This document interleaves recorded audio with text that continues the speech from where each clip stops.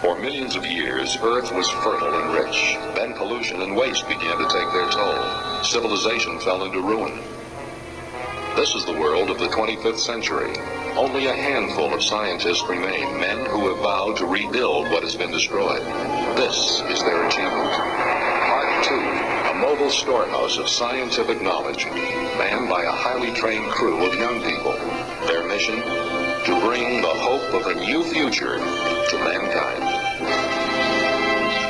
Part 2 log, entry number 1. I, Jonah, Ruth, Samuel, and Adam are fully aware of the dangers we face as we venture into unknown, maybe even hostile areas. But we're determined to bring the promise of a new civilization to our people and our planet.